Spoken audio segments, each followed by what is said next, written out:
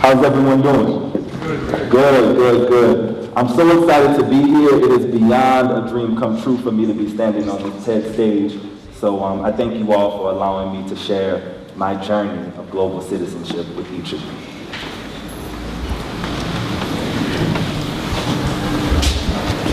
I remember it as if it were yesterday. It was January of the year 2000.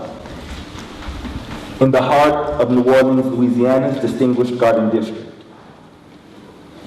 I was a freshman at De La Salle High School, and I recall it being a particularly cool morning, as I remember everyone donning our maroon-colored pullover uniform sweaters. I sat doe-eyed in my physical science class after correctly answering a question pertaining to equilibrium and applied force, when a classmate, Sarah Ricks, a young white woman and also the daughter of a local news meteorologist, leaned over and whispered, "Jabari, you're not like other black guys. You're like intelligent." I immediately felt my ears get hot and my face flush with embarrassment, confusion, and anger. At 14 years old, I had no idea how to respond to such a statement, though I surely knew that it was not a compliment. That experience marked the first time I came face to face with what can be deemed as racism, or, if we're being more politically correct, cross-cultural misperception. It would also inevitably spark my passion for traversing the global community with the intent desire to connect with people from every race,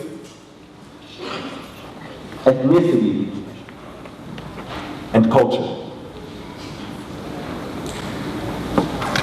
That passion intensified when I ventured to Howard University as a freshman in the year of 2003.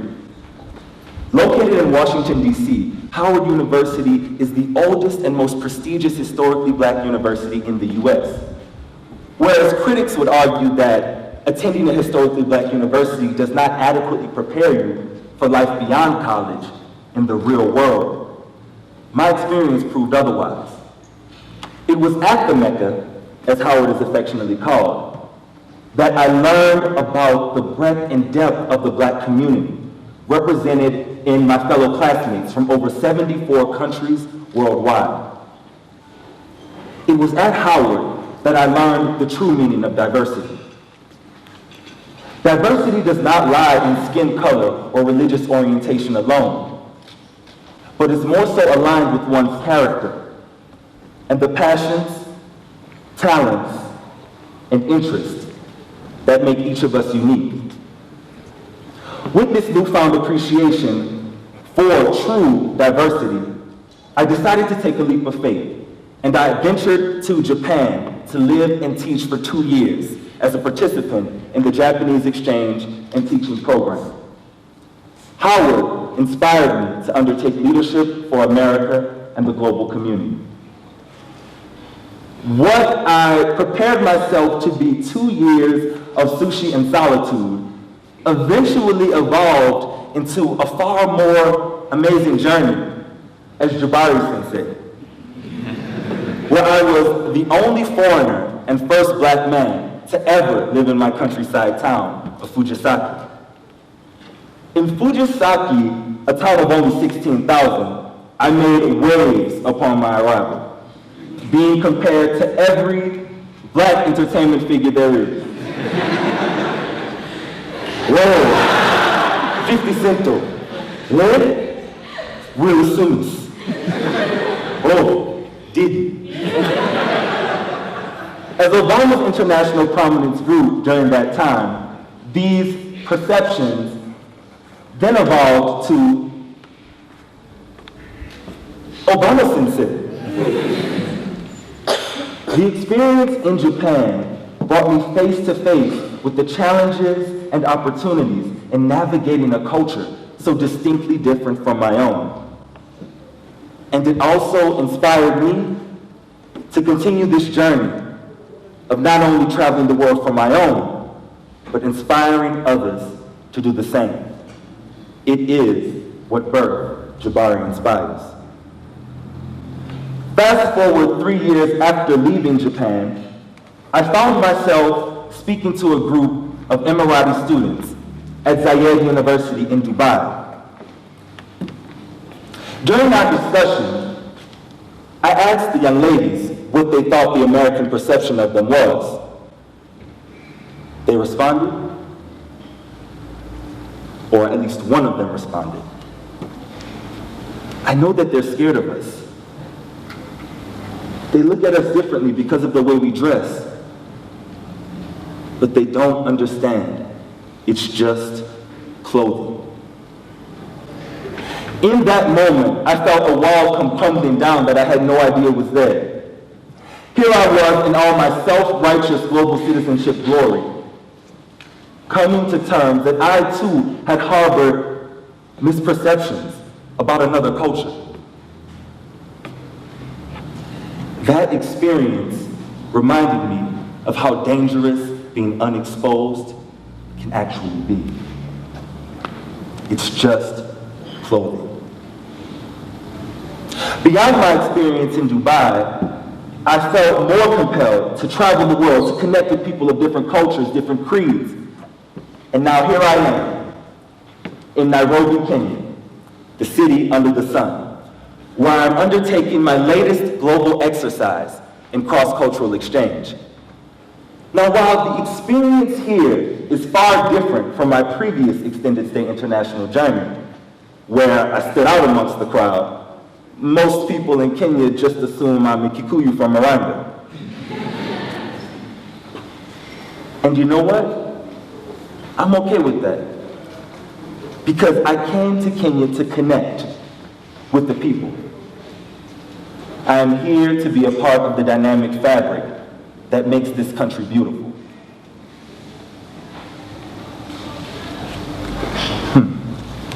But that doesn't mean I'm exempt from cross-cultural misperception.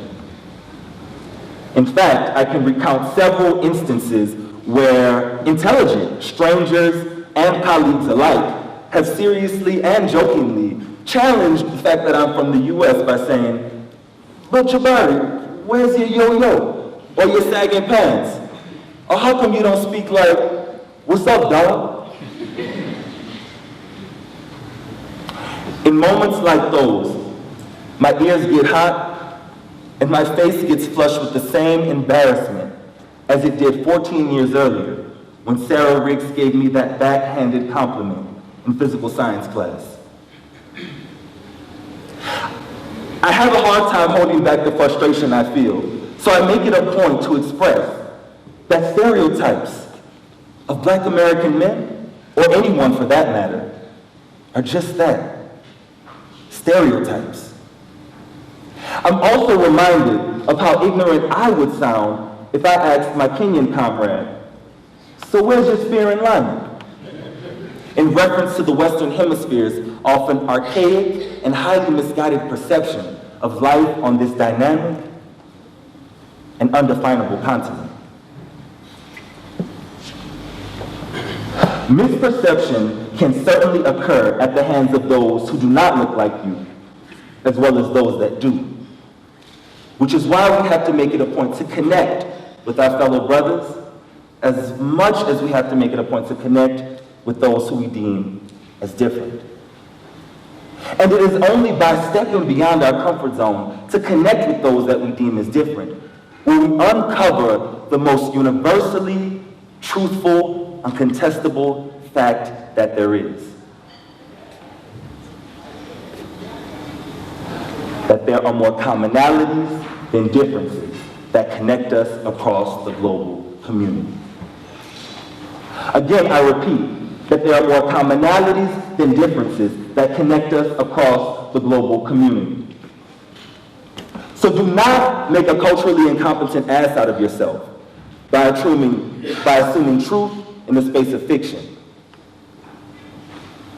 Ask questions, be curious, I challenge you all to explore the wide array of dynamic cultures that make this global community of ours, again, this global community of ours, unique. There's no doubt about it that each of us is a unique representation of our respective cultures.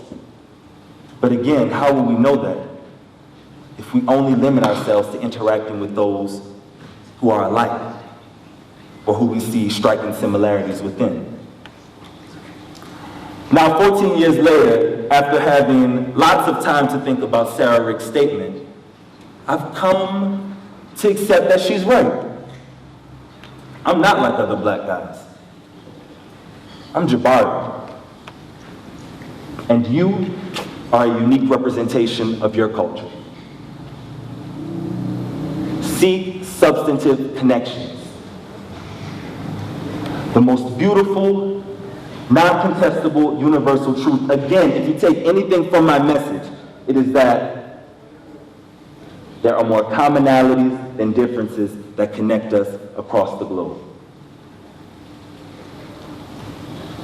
Here I am, Jabari Inspires, standing before you all and asking you to be champions of positive cross-cultural exchange.